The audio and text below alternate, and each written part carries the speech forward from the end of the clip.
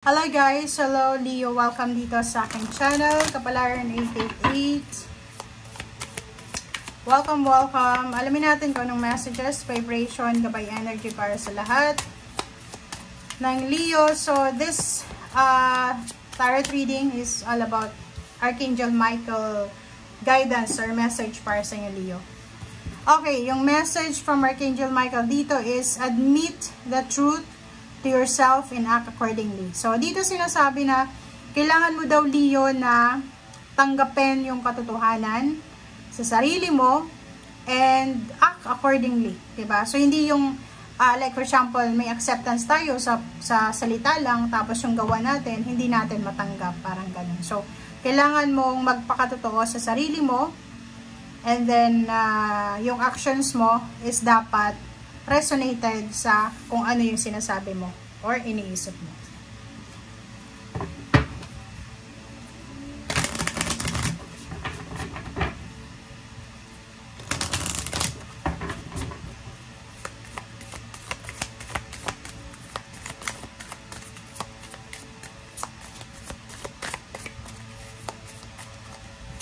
Okay.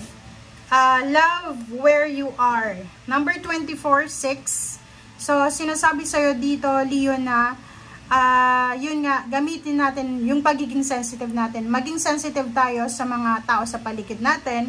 Maging sensitive tayo sa nararamdaman ng ibang tao. Okay? Sa mga sitwasyon. And kailangan natin i-connect yung puso natin sa ating isip para, alam mo, yun, hindi tayo makapagsilita ng hindi maganda. Maramdaman natin yung nararamdaman ng ibang tao. Parang ganun. So, kailangan mong gamitin yung isip at puso mo at the same time. Okay? And yun, umiwas ka sa gulo, umiwas ka sa mga triggers na yan. And Leo, sinasabi na acceptance talaga. Tanggapin natin kung ano yung dapat tanggapin natin sa buhay.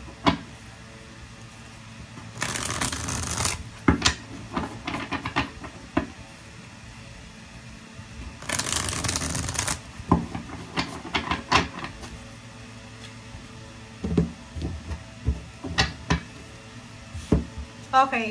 Next card natin is Six of Pentacles. So, nakikita ko sa'yo dito, Leo, na posibleng magkaroon ka ng mga tao na makakatulong sa'yo in times of problems, diba? Parang ganun. So, nakikita ko sa usaping pera, sa mga susunod na araw, maybe 6 months from now, 6 weeks from now, if you need money, may mga taong willing kang pahiramin, tulungan, and ikaw din, sinasabi ng baraha dito na kailangan mo din na tumulong sa mga tao na nangangailangan if in case mayroon kang may tutulong. Okay? Ten of Wands, wina-warningan ka din ng ating tarot na kailangan mong magdahan-dahan kasi posibleng magiging busy ka, parang mag-overworking ka, workaholic ka dito. So, magkakaroon ka, Leo, ng maraming obligasyon. Diba? So, left and right yung obligations mo dito. So, dahan-dahan ka lang, okay? Kalmahin mo yung sarili mo, Leo. Huwag kang magmadali. Okay. So, dito naman, nakikita ko dito, may mga Leong posibleng magkakabalikan sila ng kanilang ex. Kung may kaaway kang pamilya, or may mga hindi magandang pagkakaunawaan ng mga relatives and friends, posibleng bumalik yung magandang pagkakaunawaan nyo. And the Ace of Cups, magiging sobrang happy ka, magiging sobrang kontento ka, aapaw yung cups mo, magiging masaya ka. Pwedeng reunion ng mag-ama, magkapatid, pwedeng reunion ng pamilya, selebrasyon para sa success ng family, kaya sobrang masaya to. Okay? Five of Pentacles, and Two of Swords. So, nakikita ko sa'yo dito, meron kang pinag-iisipan, okay? Nakikita ko hindi ka makapag-desisyon. Tungkol sa pera to, sa kawalan ng pera. So, if ever lang, meron sa inyo dito, Leo, na namumroblema sa pera, namumroblema sa health nila, hindi ka masyadong makapag-isip, hindi ka masyadong parang hindi ka dito magkakaroon ng parang yung tawag dyan, straightforward na actions. Kasi hindi mo alam eh, 'di ba? Page of Cups, usaping relationship, Nakikita ko sir dito, maraming good news ang parating sa relationship. Kung single ka, posibleng may darating, manligaw, pwedeng magkagusto sa'yo or magugustuhan mo.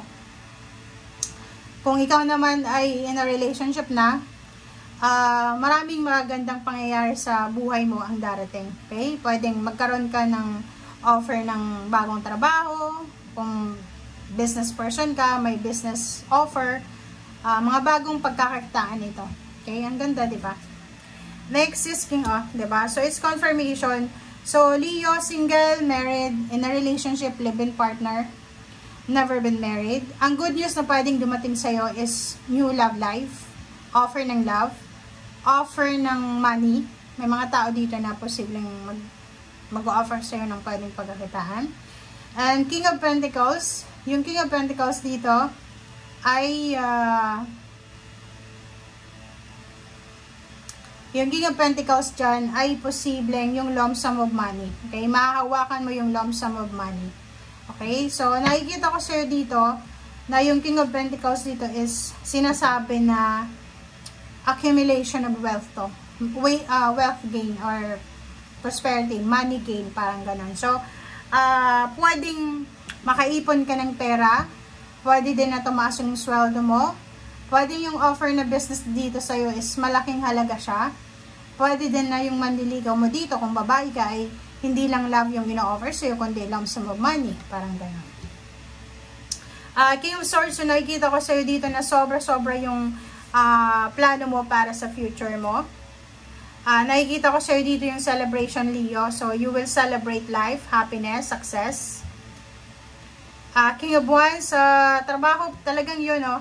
Kung makikita mo dito, Leo, yung sinasabi ng bara sa'yo is celebration about money, money work. Parang gano'n. May salary increase, merong yung position mo sa trabaho, tumaas yung position.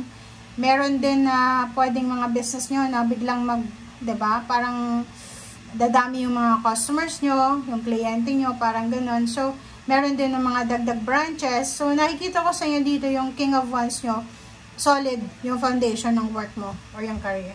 Okay?